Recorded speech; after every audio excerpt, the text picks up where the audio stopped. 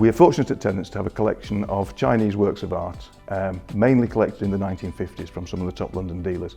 Quite a small collection, but quite academic and interesting. Possibly the foremost piece amongst the collection is this jade boulder here. Now, boulders were collected by Chinese scholars to give them inspiration for poetry or for writings, etc. This example represents a Buddhistic figure referred to as a Luohan, who is one of the original 16 followers of Buddha and has followed the path to enlightenment and achieved nirvana. The Luohans remained on earth in order to protect the Buddha's interests. The inspiration for this particular figure was a series of 16 paintings produced by the Tang poet, painter and monk Guangxiu. He produced them for the Temple of Sage Reason. This temple was then visited by the Emperor Qianlong in the 1750s as part of a tour of southern China. He made a particular point of going to see the figures as an act of religious devotion.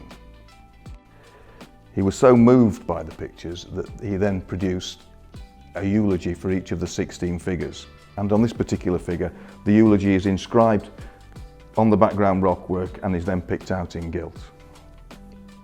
Although the original paintings were destroyed as part of the Taipan Rebellion, we still know the images because Qianlong had the original pictures copied by his court painter.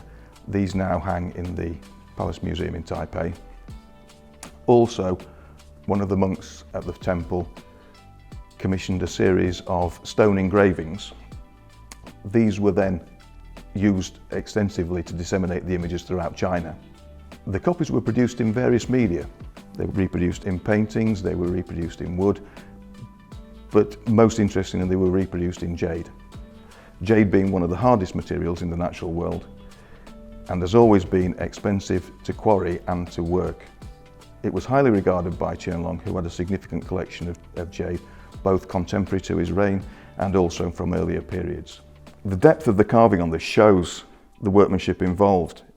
It's been significantly easier to produce the carving in a shallow format, whereas here we've got high relief, we've got piercing behind, which cannot be seen until you look carefully, so is the sign of a craftsman's work. There are a number of similar examples showing the other various Luohans in public collections. Probably the best well-known one is the one in the Metropolitan Museum in New York.